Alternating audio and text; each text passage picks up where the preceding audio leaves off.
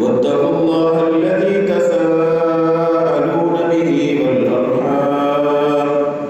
إن الله كان عليكم رقيبا يا أيها الذين آمنوا اتقوا الله وقولوا قولا سديدا يصلح لكم أعمالكم ويغفر لكم ذنوبكم ومن يطع الله ورسوله فقد فاز فوزا عظيما أما بعد فأعوذ بالله السميع العليم من الشيطان الرجيم بسم الله الرحمن الرحيم وعد الله الذين آمنوا منكم وعملوا الصالحات ليستخلفنهم في الأرض كما استخلف الذين من قبلهم وليمكنن لهم دينهم الذي ارتضى لهم وليبدلنهم من بعد خوفهم أمنا يعبدونني لا يشركون بي شيئا ومن كفر بعد ذلك فأولئك هم الفاسقون وأقيموا الصلاة وآتوا الزكاة وأطيعوا الرسول لعلكم ترحمون لا تحسبن الذين كفروا معجزين في الأرض ومأواهم النار ولبئس المصير وقال جل وعلا في سورة الأنبياء ولقد كتبنا في الزبور من بعد الذكر أن الأرض يرثها عبادي الصالحون إن في هذا لبلاغا لقوم عابدين وقال النبي صلى الله عليه وسلم الإسلام يعلو ولا يعلى عليه وعد الله الذين آمنوا منكم اللہ سبحانہ و تعالی نے تم میں سے ایمان لانے والوں اور نیک اعمال کرنے والوں سے یہ وعدہ کر رکھا ہے کہ لَيَسْتَخْلِفَنَّهُمْ فِي الْأَرْضِ کہ انہیں ضرور زمین میں خلیفہ اور جانشین بنائے گا كَمَا اسْتَخْلَفَ الَّذِينَ مِنْ قَبْلِهِمْ جس طرح اللہ رب العزت نے ان سے پہلے اپنے مومن اور نیک بندوں کو اس دھرتی کے اوپر اپنا خلیفہ اور نائب بنایا وَلَيُمَكِّنَنَّ لَهُمْ دِينَهُمْ اور اللہ ضرور ان لوگوں کے دین کو کہ جس دین کو مالک کائنات نے ان کے لیے پسند کر لیا ہے اس دین کو اللہ رب العزت ضرور نافذ کرے گا وَلَيُبَدِّلَنَّهُمْ مِنْ بَعْدِ خَوْفِهِمْ أَمْنًا اور اللہ ضرور ان لوگوں کے خوف کو امن میں بدل ڈالے گا لیکن شرط یہ ہے یعبدوننی لا یشرکون بی شیئا کہ وہ میری ہی بندگی کرتے رہیں میرے ساتھ کسی کو شریک نہ بنائیں ومن کفر بعد ذلک اور جو بندہ بھی اس کے بعد کفر کرنے لگ جائے فاولئک هم الفاسقون یہی بدکار اور گنہگار لوگ وَأَقِيمُوا الصَّلَاةَ اور تم نماز قائم کرو وَآتُوا الزَّكَاةَ اور زکوٰۃ ادا کرو وَأَطِيعُوا الرَّسُولَ اور رسول اللہ صلی اللہ علیہ وسلم کا کہا مانو لَعَلَّكُمْ تُرْحَمُونَ تاکہ تمہارے اوپر رحم کیا جائے لَا تَحْسَبَنَّ الَّذِينَ كَفَرُوا تم ان لوگوں کے بارے میں یہ گمان نہ کرو کہ جو اپنے رب کا انکار کرنے والے جو دین اسلام کے منکر ہیں کہ معجزین فی الارض کہ وہ زمین میں تمہیں بے بس اور عاجز کر دیں گے، ایسا نہیں ہو سکتا۔ وَمَأْوَاهُمُ النَّارُ، وہ بے بس کرنے والے نہیں بلکہ وقت تمہیں دکھاتا ہے اور دکھائے گا اور دکھایا ہے اللہ نے کہ وہی لوگ بے بس ہونے والے ہیں اور ان کا ٹھکانہ جہنم ہے اور وہ بدترین لوٹنے کی جگہ ہے۔ سورہ انبیاء میں اللہ تعالیٰ نے فرمایا وَلَقَدْ كَتَبْنَا فِي الزُّبُورِ، اور ہم نے اس کتاب جس کو ہم نے داؤد علیہ السلام پہ اتارا تھا، جسے زبور کہا جاتا ہے، ہم نے اس کتاب زبور کے اندر واضح و نصیحت کر لینے کے بعد یہ بات بھی لکھ دی تھی ان الارض یرثها عبادی الصالحون، یقیناً اس سرزمین کے وارث میرے نیک بندے ہوں گے، ان فی ھذا لبلاغا، یقیناً اس کے اندر ان لوگوں کے لیے پیغام ہے اور بہت بڑا پیغام ہے لقوم عابدین، جو اللہ رب العزت کی بندگی کرنے والے لوگ ہیں۔ حضرات، اللہ رب العزت کا اہل ایمان سے اور نیک لوگوں سے یہ وعدہ ہے کہ اللہ ضرور ان لوگوں کو اس دھرتی کے اوپر جگہ دے گا، خلیفہ بنائے گا، مملکت اور حکومت دے گا، اللہ ان کے دین کو اس دھرتی کے اوپر نافذ کرے گا، لیکن شرط کیا ہے کہ وہ لوگ ایمان اور عمل صالح کی دولت سے مالا مال ہوں۔ ایمان اور عمل صالح کے بعد پھر ایک اور مرحلہ آتا ہے کہ اللہ بندوں کی آزمائش اور جانچ بھی کرتے ہیں۔ اللہ اپنے بندوں کا امتحان لیتے ہیں، امتحان، ابتلا اور آزمائش کے اندر پورا اتر جانے والے نیک، مومن اور صالح لوگوں کو اللہ رب العزت اس دھرتی کے اوپر پھر مملکت بھی دیتا ہے، حکومت، بادشاہت اور خلافت بھی عطا کرتا ہے، لیکن اس سے پہلے آزمائش ضروری، اور اللہ رب العزت اپنے بندوں کی مدد ضرور کرتا ہے، کوئی اس کے سامنے رکاوٹ نہیں بن سکتا۔ اللہ کی اپنی حکمتیں اور اپنی تدبیریں ہیں کہ وہ کس لحظے، کس لمحے اور کتنا وقت گزر جانے کے بعد اپنے بندوں کی مدد کو پہنچے۔ اللہ اپنی حکمت کے موافق، اللہ اپنی تدبیر کے مطابق اپنے فیصلے کرتا ہے، اس کے حکمت اور دانائی کو کوئی بھی جاننے والا نہیں۔ لیکن یہ چیز انسان کے ذہن میں رہے کہ شروع سے ہی جب انسان اس دنیا کے اندر آیا، اس انسان کے اوپر شیطان جیسا دشمن بھی مسلط رہا، جو ہر لحظے، ہر لمحے انسان کو اللہ رب العزت سے غافل کر لینے کے لیے توغ کر رہا ہے اور کرتا رہے گا۔ یاد رکھیے، اللہ رب العزت کے دین کو تھامنے والے، اللہ کے دین پہ چلنے والے، ان کا مددگار، معین اور معاون خود اللہ کی ذات ہوا کرتی ہے۔ اگرچہ وہ لوگ اسلحے میں کم ہوں، اگرچہ تعداد میں کم ہوں، اگرچہ عددی برتری کم ہو، عددی برتری کفر کو حاصل ہو، اسلحہ، ٹیکنالوجی، جدید ترین ہتھیار سے وہ لوگ مسلح ہی کیوں نہ ہو، لیکن یہ چیز ایمان کا حصہ ہے کہ انسان کے ذہن میں رہے کہ اگر اس طرف اسلحہ ہے، مال و دولت ہے، عددی برتری ہے، سارا کفر جمع ہے، لیکن دوسری طرف اہل ایمان کی تھوڑی سی تعداد ہے،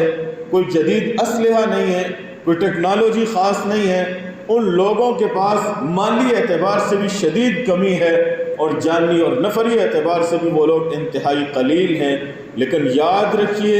اہل ایمان کا مقابلہ ہی صرف اہل کفر سے نہیں ہوتا، وہاں اللہ رب العزت اہل ایمان کی پشت پہ ہوتی۔ اللہ رب العزت کی مدد، اللہ کی نصرت، اللہ کی تائید اہل ایمان کے ساتھ ہوتی ہے۔ اس چیز کو اہل ایمان کے ساتھ جوڑ کے پھر موازنہ کرنا چاہیے۔ جب انسان کے ایمان، یقین، اعتقاد کے اندر یہ چیز موجود ہو کہ اللہ اہل ایمان کے ساتھ ہے، اللہ مومنوں کے ساتھ ہے، اللہ مظلوموں کے ساتھ ہے، ظالم کے ساتھ شیطان تو ہے، لعین تو ہے، لیکن اللہ رب العزت کی مدد ان لوگوں کے ساتھ نہیں ہے۔ وقت آئے گا، اللہ رب العزت خود کہتے ہیں لَأَنْصُرَنَّكَ وَلَوْ بَعْدَ حِينٍ، میں اپنے مومن بندوں کی اپنے مظلوم بندوں کی ضرور مدد کرتا ہوں، اگرچہ ایک وقت کے بعد ہی کیوں۔ میں اپنی حکمت، اپنی تدبیر کے مطابق وقت کا انتخاب کرتا ہوں اور پھر اپنے مومن بندوں کی مدد کرتا ہوں۔ حضرات، اللہ رب العزت نے آغاز سے ہی یہ دونوں چیزیں کہ امتحان، ابتلا، آزمائش اور پھر اس کے بعد اہل ایمان کی مدد، یہ دونوں چیزیں ساتھ ساتھ رکھی۔ اللہ تعالیٰ پہلے آزمائش کرتا ہے، بندوں کا امتحان لیتا ہے، اور پھر جب وہ لوگ سارے آسرے چھوڑ کے صرف ایک اللہ کی طرف متوجہ ہو جاتے ہیں، ایک اللہ رب العزت کے سامنے ہی اپنی راز و نیاز رکھ دیتے ہیں، تو پھر مالک کائنات اپنے ان مومن بندوں کی دعاؤں کی لاج رکھتا ہے، اور پھر ان کو اتنا یقین ہوتا ہے کہ فتح ملنے سے پہلے وہ لوگ فتح کی نوید سن رہے ہوتے ہیں۔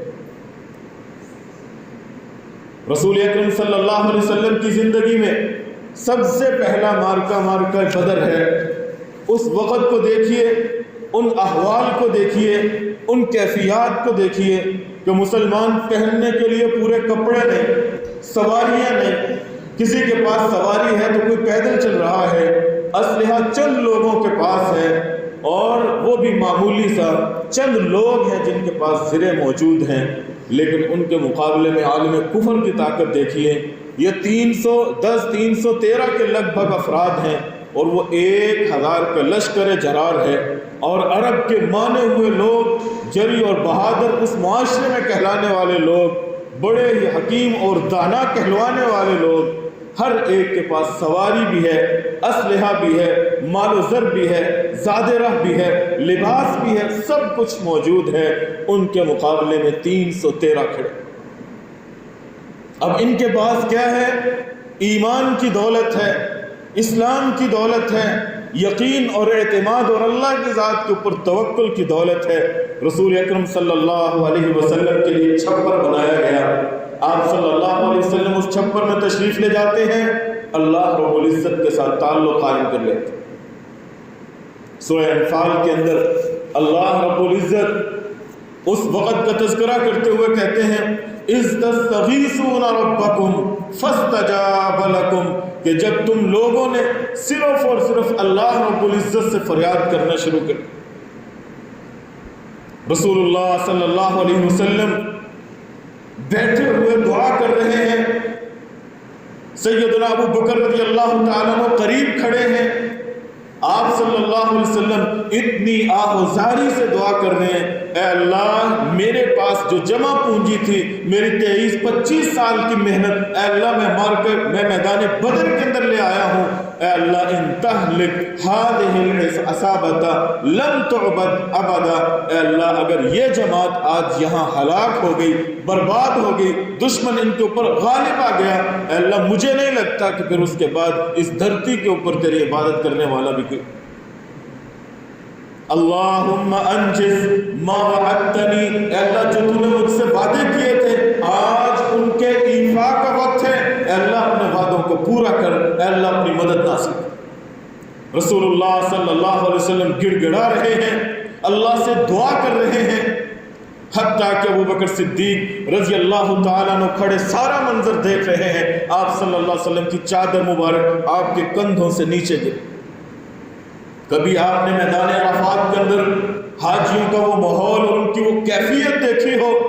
کہ میدان عرفات کے اندر عرفہ کی شام کو اپنے گناہوں کو یاد کر کے وہ اپنے اوپر احرام کی چادر ڈالے ہوئے اللہ رب العزت کے سامنے گڑ گڑا رہے ہوتے ہیں، اور حتیٰ کہ ان کو اپنی لباس کی بھی پرواہ نہیں ہوتی، ان کے کندھوں سے ان کے چادریں، ان کے احرام ڈھلک جاتے ہیں۔ بالکل یہی کیفیت آپ صلی اللہ علیہ وسلم کی ہے، آپ کی چادر آپ کے کندھوں سے نیچے گر گئی۔ ابو بکر صدیق رضی اللہ تعالیٰ عنہ آگے بڑھے، آپ کی چادر درست کی، آپ کے کندھوں پہ ڈالی، اور آ کے کہتے ہیں اللہ کے رسول بس کیجئے، اللہ نے آپ کی دعاؤں کو سن لیا ہے، اللہ ضرور آپ کی مدد کرے۔ ابو بکر صدیق رضی اللہ تعالیٰ عنہ کو اس قدر یقین ہے کہ آپ صلی اللہ علیہ وسلم کی دعائیں رائے گاہ نہیں جائیں گی کہ اللہ کے رسول حسبک، آپ کو اتنی مناجات کافی ہیں، اللہ آپ کی دعاؤں کی لاج رکھے گا، یہ ہمارا کچھ نہیں بگاڑ سکتا۔ اور رسول اللہ صلی اللہ علیہ وسلم کو کتنا یقین تھا. آپ صلی اللہ علیہ وسلم کے اوپر وحی بھی آئی, اذ تستغیثون ربکم فاستجاب لکم انی ممدکم بألف من الملائکۃ مردفین, کہ جب تم نے اللہ سے فریاد کی تو ہم نے بھی جبرائیل کو کہا جا کے نوید سنا دو, اللہ 1000 فرشتوں کے ساتھ تمہاری مدد کر. انسان نہیں, فرشتے نازل ہوں گے, اور 1 2 نہیں 1000, اللہ 1000 فرشتوں کے ساتھ تمہاری مدد کرے. رسول اللہ صلی اللہ علیہ وسلم کو فتح کا اتنا یقین ہو گیا, اتنا یقین ہو گیا, رسول اللہ صلی اللہ علیہ وسلم اپنے اس خیمے سے باہر نکلے اور بدر کے اس میدان کے اندر گئے. آج بھی جہاں آپ کا چھپر تھا وہاں مسجد عریش موجود ہے, قریب ہی وہ جگہ موجود ہے, اس کے بالکل ساتھ آپ صلی اللہ علیہ وسلم اس جگہ پہ چلے گئے جہاں مارکا ہونا تھا. آپ صلی اللہ علیہ وسلم نے دائرے کھینچے اور آپ فرما رہے ہیں ہاذا مصرع فلان, ہاذا مصرع فلان, یہاں ابو جہل کٹ کے گرے گا, یہاں عتبہ شیبہ ولید گریں گے. آپ صلی اللہ علیہ وسلم نے وہ جگہیں لکیر کھینچ کے اپنے اصحاب کو بتا دی کہ یاد رکھو کل مارکا ہوگا, مارکے کے اندر یہاں فلاں دشمن گرے گا, یہاں فلاں کافر کا لاشا تڑپے. اتنا یقین, اتنا اعتماد اللہ کی ذات کے اوپر. لیکن اس سے پہلے ابتلاءات, آزمائش کا کتنا لمبا دور. اس وقت کیا نوبت اور کیا حالت ہوگی صحابہ کرام کی کہ اس طرف چند لوگ اور ادھر ایک لشکر جرار ہے. اس ابتلاء اور آزمائش کے بعد پھر اللہ نے اپنی نصرت کے اتارنے کا اعلان کیا. پھر اللہ رب العزت نے فرمایا وَلَقَدْ نَصَرَكُمُ اللَّهُ بِبَدْرٍ وَأَنْتُمْ أَذِلَّةٌ. لوگوں وقت یاد کرو جب اللہ نے تمہاری مدد کی تھی میدان بدر کے اندر, وَأَنْتُمْ أَذِلَّةٌ, اس وقت تم لوگ انتہائی کمزور تھے, انتہائی نادار, ضعیف. فَاتَّقُوا اللَّهَ, بس تم اللہ سے ڈرتے رہو تاکہ تم اللہ کا شکر ادا کرو. پھر اللہ رب العزت نے کہا اِذْ تَقُولُ لِلْمُؤْمِنِينَ أَلَنْ يَكْفِيَكُمْ أَنْ يُمِدَّكُمْ رَبُّكُمْ بِثَلَاثَةِ آلَافٍ مِّنَ الْمَلَائِكَةِ. اے مسلمانوں, اے مومنوں, کیا تمہیں یہ بات کافی نہیں کہ اللہ 1000 کی بجائے 3000 فرشتے آسمان سے نازل کرتے؟ بلا ان تصبروا وتتقوا. پھر اللہ نے فرمایا کیوں نہیں, اللہ 1000 بھی اتارے گا. پھر اعلان کیا اللہ 3000 اتارے گا. اور اگر تم ڈٹے رہے, جمے رہے, استقامت کا مظاہرہ کیا, اللہ رب العزت فرماتے ہیں یأتوکم من فورہم ھذا یمددکم ربکم بخمسۃ آلاف من الملائکۃ مسومین. اللہ 1000 نہیں, اللہ 3000 نہیں, اللہ پورے 5000 نشانہ باز فرشتے تمہارے اوپر نازل. لیکن شرط کیا ہے کہ صبر و استقامت کا مظاہرہ کرنا ہے, ہمت نہیں ہارنی, حوصلہ نہیں چھوڑنا. اللہ 5000 فرشتوں کے ساتھ تمہاری مدد کرے. اللہ چاہتا ہے ایک فرشتے کو بھیجتا,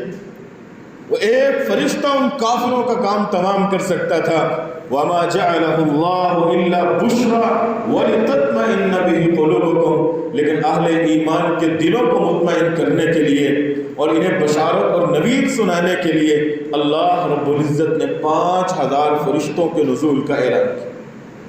ورنہ ایک ہی کافی تھا. قوم لوط کتنی بڑی قوم تھی, کتنے بڑے گنہگار تھے, صرف ایک فرشتے کو اللہ نے بھیجا تھا. اس فرشتے نے اس ساری دھرتی کو جہاں قوم لوط بدکاری کیا کرتی تھی وہ ساری زمین یہاں سے اکھاڑی, آسمانوں پہ لے جا کے اوندھے منہ کر کے زمین کے اوپر پھینک دی. آج بھی وہ بحر میت, بحر مردار زمین کے اوپر موجود. ایک فرشتہ بھی کر سکتا. ایک فرشتے نے, ملک الجبال نے کہا تھا طائف کے اندر, اے اللہ کے رسول اگر آپ کہیں میں اہل طائف کو چکی کے 2 پارٹوں کی طرح, یہ جو 2 پہاڑ نظر آ رہے ہیں ان دونوں پہاڑوں کے اندر پیس کے رکھ, بس آپ کے اشارے کی دیر. لیکن اللہ رب العزت نے اہل ایمان کے دلوں کو ثابت رکھنے کے لیے, ان کو استقامت بخشنے کے لیے, ان کو فتح کی نوید سنانے کے لیے اللہ رب العزت نے 5000 فرشتوں کی مدد کا اعلان کیا. اور پھر یہ اعلان ہی نہیں تھا, معرکہ بدر ہوا, ابو جہل جیسے لوگ کٹ کے گر گئے، مسلمان غالب اور فاتح ٹھہرے۔ آپ صلی اللہ علیہ وسلم کا یہ معمول تھا، عادت تھی، جس جگہ آپ نے لڑائی کی، جہاں آپ نے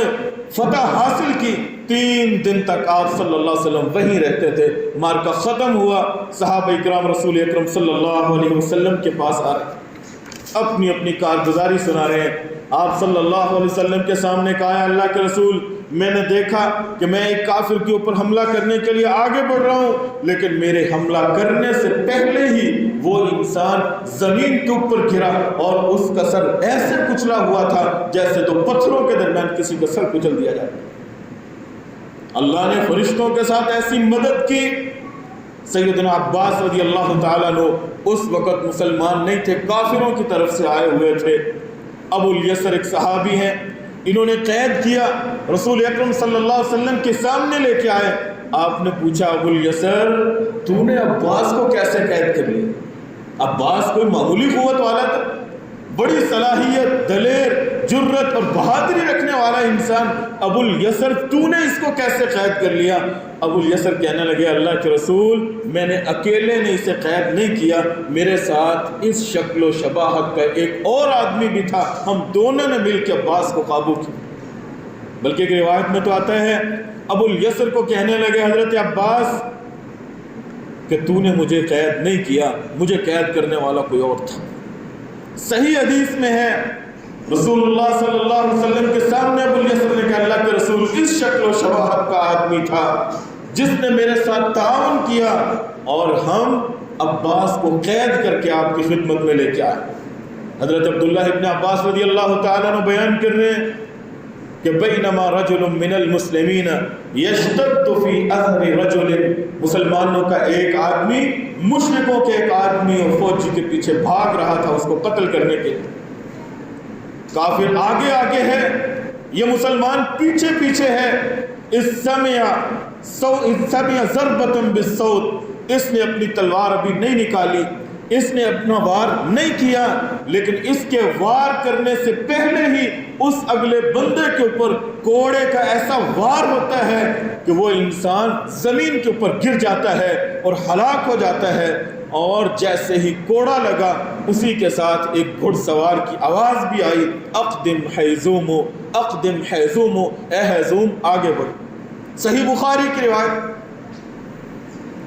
رسول اللہ صلی اللہ علیہ وسلم کے سامنے وہ صحابی ذکر کرتے ہیں، اے اللہ کے رسول، میں نے کیا دیکھا کہ وہ مشرک میرے سامنے پڑا ہوا ہے، بے بس مر چکا ہے اور اس کا وجود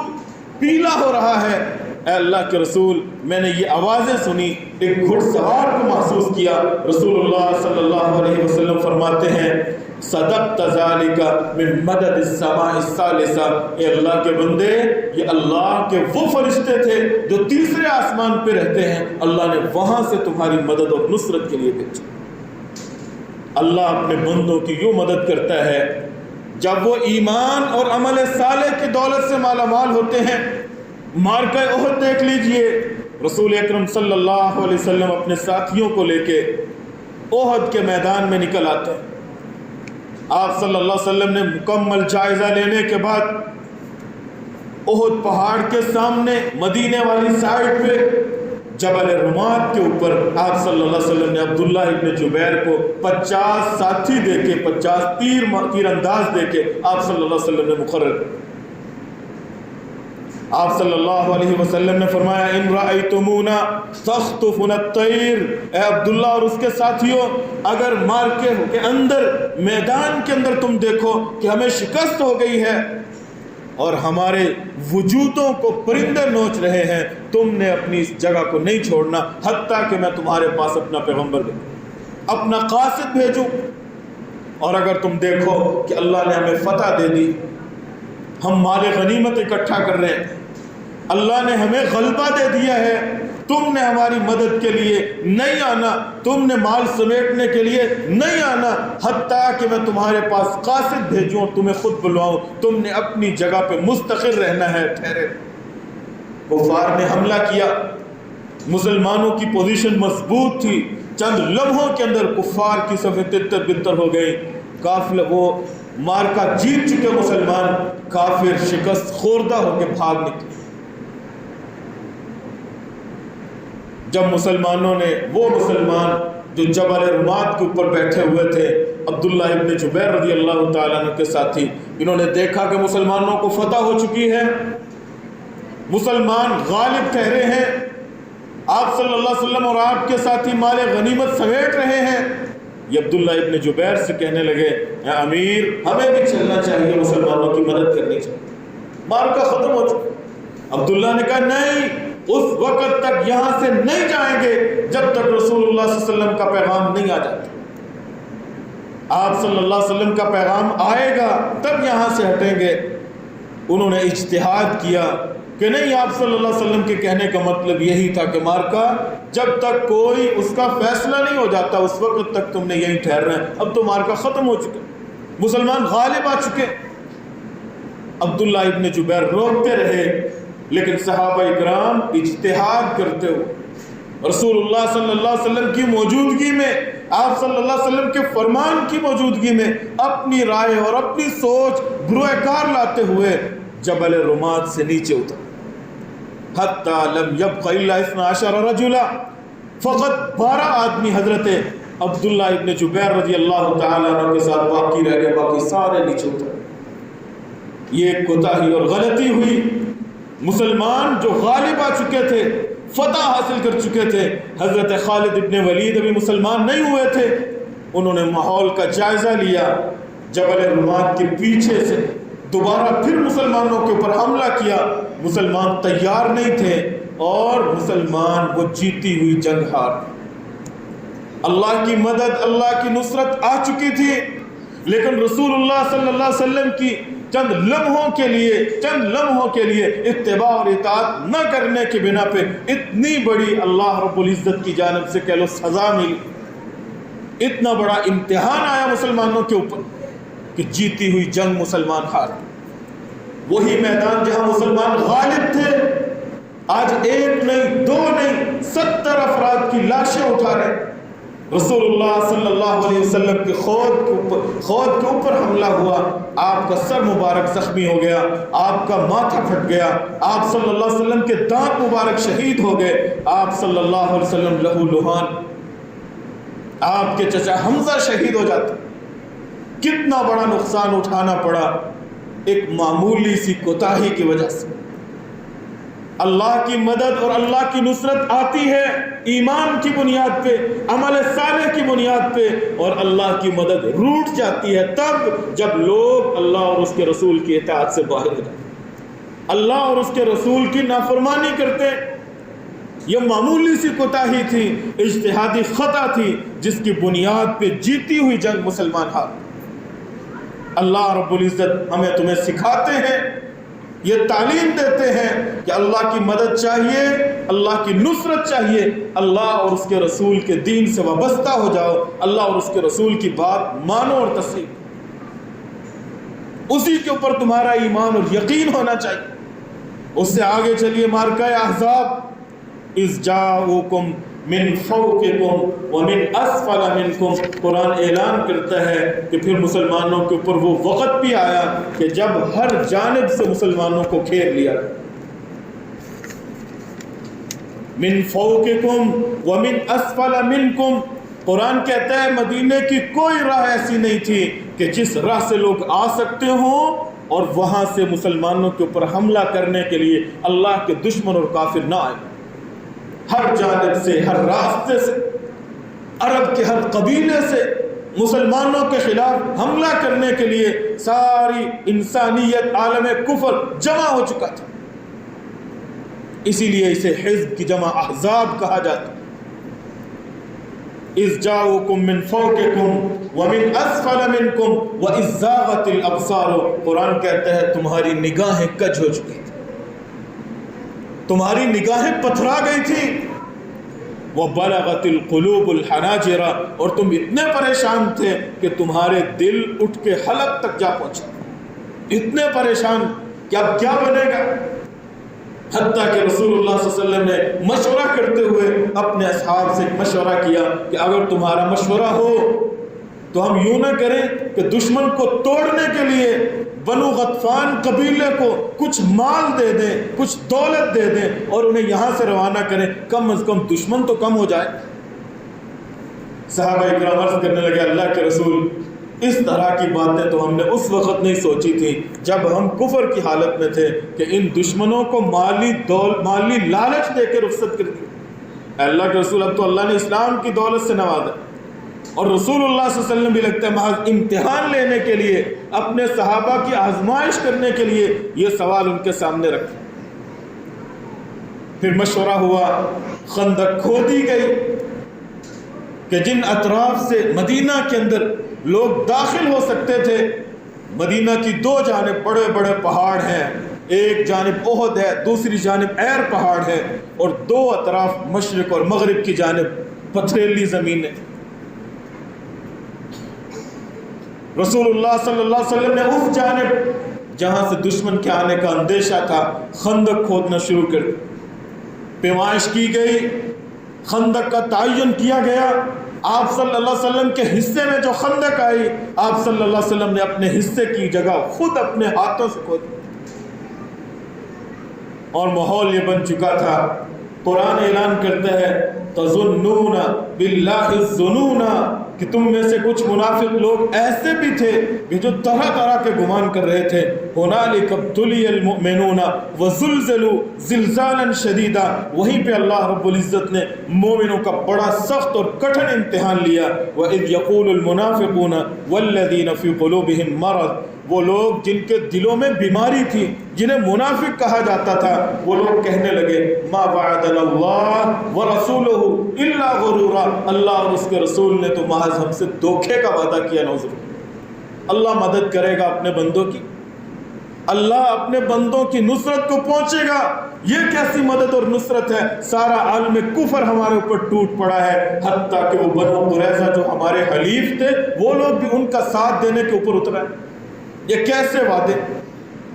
لوگ بہانے سے رسول اللہ صلی اللہ علیہ وسلم سے منافقین کا یہ ٹولہ اپنے گھروں کا رخ کر رہا ہے، کم از کم کچھ دیر کے لیے تو بچیں گے۔ ایسا ماحول بن چکا تھا، لیکن اس وقت بھی اللہ رب العزت نے اپنے بندوں کی مدد کی۔ اللہ رب العزت نے اپنے بندوں کی ایسے مدد کی کہ کوئی تلوار لے کے باہر نہیں نکلا، کہ ان سے کوئی جنگ ہو، لڑائی ہو، نہیں، اللہ رب العزت نے اپنا ایک ایسا لشکر بھیجا۔ قرآن کہتا ہے اذ جاءتکم جنود فارسلنا علیہم ریحا وجنودا لم تروها وکان اللہ بما تعملون بصیرا۔ جب سارا عالم کفر جمع ہو چکا تھا،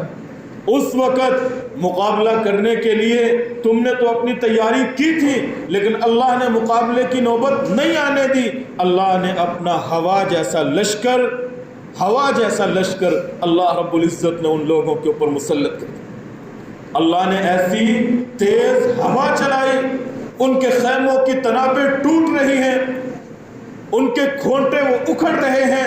چولوں کے اوپر چڑھی ہوئی دیگیں وہ اڑ رہی ہیں، وہ لوگ بھاگ رہے ہیں۔ رسول اللہ صلی اللہ علیہ وسلم فرمانے لگے الآن نغزوہم ولا یغزوننا، اے مسلمانوں، اے مومنوں، یاد رکھو یہ ان لوگوں کا آخری حملہ تھا جو انہوں نے ہمارے اوپر کیا۔ اب اللہ ہمیں قوت دے گا، ہم ان کے اوپر چڑھائی کریں گے۔ ان لوگوں میں ہمت نہیں ہوگی کہ مدینہ کے اوپر چڑھائی کر سکیں۔ اللہ اپنے بندوں کی پھر ایسی مدد کرتے، لیکن مدد کب؟ ہنالک ابتلی المؤمنون، ابتلاء، آزمائش، امتحان کو پاس کر لینے کے بعد ابتلاءات، آزمائش، کٹھن مراحل، پریشانیاں یہ آتی ہیں پہلے۔ یہ لازمی، انبیاء علیہ السلام کی سیرتیں دیکھ لو، کس طرح انبیاء علیہ السلام پہلے آزمائش کے دور سے گزرتے۔ حضرت ابراہیم علیہ السلام پہلے آگ کے الاؤ سے گزرتے، اسماعیل علیہ السلام چھری تلے سے گزر کے آتے ہیں، یوسف علیہ السلام ڈرگ تخت کے اوپر جا کے نہیں بیٹھ جاتے۔ اللہ رب العزت پہلے کنویں میں بھی چند لمحے رکھتا ہے اور پھر کچھ عرصے کے لیے جیل میں رکھتا ہے، پھر اللہ رب العزت انہیں تخت بھی دے دیتا ہے۔ موسیٰ علیہ السلام اللہ نے شہزادوں جیسا پالا، لیکن شہزادوں جیسا پروٹوکول ملنے سے پہلے اللہ رب العزت کچھ دیر کے لیے سمندر اور دریا کی لہروں کے اندر بھی انہیں رکھتا ہے۔ محمد الرسول اللہ صلی اللہ علیہ وسلم کے اوپر کس قدر ابتلاءات اور آزمائش کا دورہ، سوشل بائیکاٹ کیا گیا، مقاطع کیا گیا، معاشرتی طور پہ تنہا کر دیا گیا، آپ کے ساتھیوں کو اس حد تک مارا پیٹا گیا کہ آپ کے ساتھیوں کے وجودوں کو دولخت کر دیا۔ آپ صلی اللہ علیہ وسلم کے صحابہ جلتے کوئلوں کے اوپر ڈالے گئے، بلال رضی اللہ تعالیٰ عنہ جیسے صحابی کہ جب بعد کے اندر تندرست ہو گئے، ٹھیک ٹھاک ہو گئے، اس وقت بھی بچے ان کے وجود کے اوپر جلنے کی وجہ سے اتنے گھڑے پڑ چکے تھے کہ انگلیاں داخل کر لیتے۔ یہ ابتلاءات، آزمائشیں تھیں، حتیٰ کہ صحابہ اکرام رسول اکرم صلی اللہ علیہ وسلم کی خدمت میں آئے اور آ کے کہنے لگے الا تستنصر لنا، اے اللہ کے رسول آپ اللہ سے ہمارے لیے مدد نہیں مانگے گے؟ الا تدعو اللہ لنا، کیا اللہ سے ہمارے لیے دعا نہیں کریں گے کہ اللہ اس امتحان کو ہم سے دور کرے؟ رسول اللہ صلی اللہ علیہ وسلم نے فرمایا، صحیح بخاری کی روایت ہے، کان الرجل فی من کان قبلکم، لوگوں تم سے پہلے تو ایسے ایسے لوگ آئے، یحفر له فی الارض، کہ اللہ رب العزت کے باغی اور دشمن لوگ مومن لوگوں کے لیے گڑھے کھودتے تھے، گڑھے کھودنے کے بعد مومن آدمی کو اس گڑھے کے اندر ڈال دیا کرتے تھے، آدھا وجود دبا دینے کے بعد پھر سر کے اوپر آری رکھ کے اس کے 2 حصے کر دیا کرتے۔ تم بھول گئے ہو ان لوگوں کے واقعات؟ پھر وہ ظالم لوگ اہل ایمان کے ساتھ یہ سلوک کرتے، لوہے کی بڑی بڑی کنگھیاں بنا کے مسلمانوں کے وجودوں کے اوپر یوں پھیرا کرتے تھے حتیٰ کہ وہ کنگھیاں ان کی ہڈیوں تک جا پہنچتی تھیں، اس طرح ان کے جسم کو نوچا کرتے تھے۔ رسول اللہ صلی اللہ علیہ وسلم فرمانے لگے یہ سب کچھ ہوا ہے اور تمہارے ساتھ تو ابھی یہ احوال نہیں ہوئے، واللہ لیتمن اللہ ھذا الامر، اللہ کی قسم اللہ اس دین کو غالب کرے گا، اس حد تک غالب کرے گا حتیٰ یسیر الراکب من صنعاء الى حضرموت، حتیٰ کہ ایک صنعاء سے نکلنے والا وہ حضرموت جا پہنچے گا، یمن سے شام تک جا پہنچے گا، لیکن کوئی بھی اس کے سامنے رکاوٹ نہیں بنے گا، کوئی ڈاکو، کوئی لٹیرا، کوئی بھی راہگیر اس کے سامنے نہیں ہوگا، صرف اللہ کا ڈر ہوگا۔ اللہ ایسا وقت لائے گا، اتنا امن ہوگا، اتنا امن ہوگا۔ رسول اللہ صلی اللہ علیہ وسلم نے فرمایا الذئب علی غنمہ، آج بھیڑیے بکریوں کے اوپر جھپٹ پڑتے ہیں، اللہ وقت لائے گا یہی بھیڑیے بکریوں کے محافظ بن جائے۔ تو یہ ابتلاءات کا دور، آزمائشوں کا دور آتا ہے اور پھر اللہ بالآخر اپنے بندوں کی مدد کرتا ہے۔ یہ اللہ کا وعدہ ہے، اللہ کی سنت ہے، اللہ کا طریقہ ہے، پہلے آزمائش، امتحان اور پھر اللہ کی مدد اور نصرت۔ اور اللہ ایسے معجزے آج بھی دکھاتا ہے۔ اہل ایمان 20 سال کی ابتلا آزمائش کے بعد اللہ رب العزت نے وہ منظر دکھایا کہ 61 ملکوں کا اتفاق اور اتحاد پارا پارا ہو کے، شکست خوردہ ہو کے، رات کی تاریکی کے اندر مسلمانوں کے ملک کو چھوڑ کے اپنے گھروں کی جانب دفع ہو۔ اِذْ جَاءُوكُم مِّن فَوْقِكُم، معرکہ احزاب دیکھو، عالم کفر سارے کا سارا اکٹھا تھا، یہودی ہوں، عیسائی ہوں، مشرک ہوں۔ آج یہاں بھی دیکھ لو کون سا ملک تھا جو علی الاعلان افغانستان کا حامی تھا؟ سارے ملک پیچھے تھے، 61 ملکوں کا اتحاد، یہ سارے مل کے مسلمانوں کے خلاف اٹھ کھڑے ہوئے تھے اور یہی سمجھتے تھے ہم ان کو تہس نہس کر کے رکھ دیں گے، لیکن اللہ رب العزت اپنے بندوں کی مدد کرتے، اپنی حکمت کے موافق، اپنی تدبیر کے مطابق آہستہ آہستہ اللہ رب العزت نے ایک حد تک کمزور کیا کہ آج ان میں اتنی بھی جرت نہیں تھی کہ دن کی روشنی کے اندر یہاں سے اٹھ گئے، رات کی تاریکی کے اندر دم دبا کے بھاگے۔ اور اہل ایمان کو اللہ کی مدد اور نصرت کے اوپر اسی طرح یقین ہوتا ہے جیسے چڑھتے ہوئے سورج کے اوپر یقین ہے۔ 2001 کے اندر 9/11 کے بعد ملا محمد عمر سے جب وائس آف امریکہ نے انٹرویو کیا تھا اور اس وقت ان کے سامنے بش کا وہ بیان بھی رکھا گیا کہ بش کہتا ہے کہ اے ملا عمر، ہم تمہاری زندگی کو اجیرن کر دیں گے، ہم تمہارے اوپر دھرتی کو تنگ کر دیں گے، تمہارے لیے کوئی سبیل، کوئی راستہ نہیں ہوگا۔ اے بش یاد رکھ تم کہتے ہو،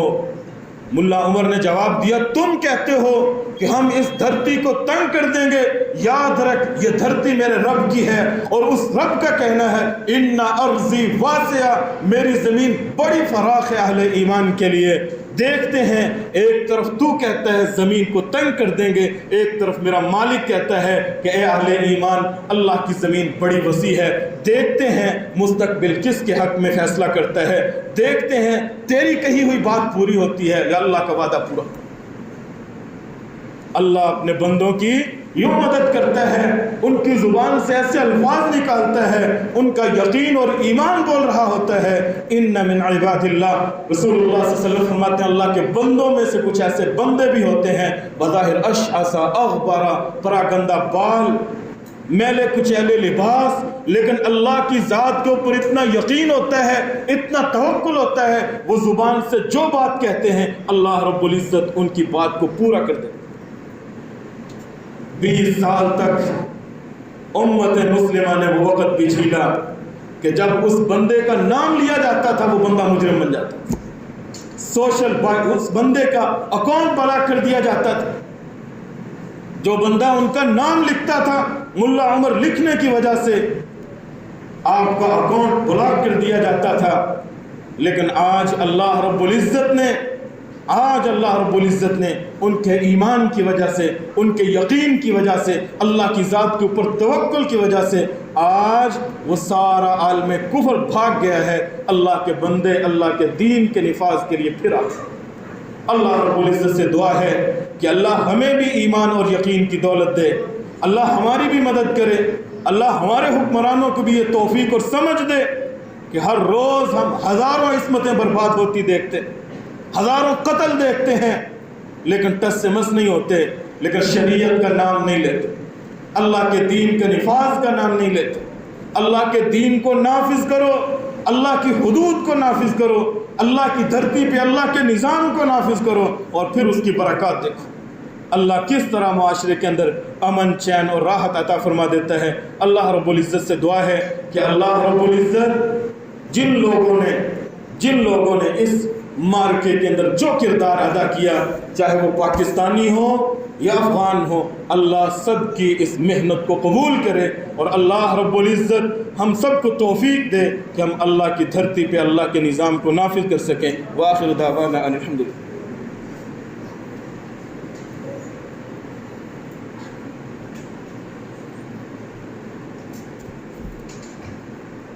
ان الحمد لله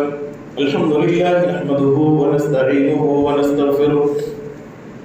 ونعوذ بالله من شرور انفسنا ومن سيئات اعمالنا، من يهده الله فلا مضل له ومن يضلل فلا هادي له، واشهد ان لا اله الا الله وحده لا شريك له، واشهد ان محمدا عبده ورسوله،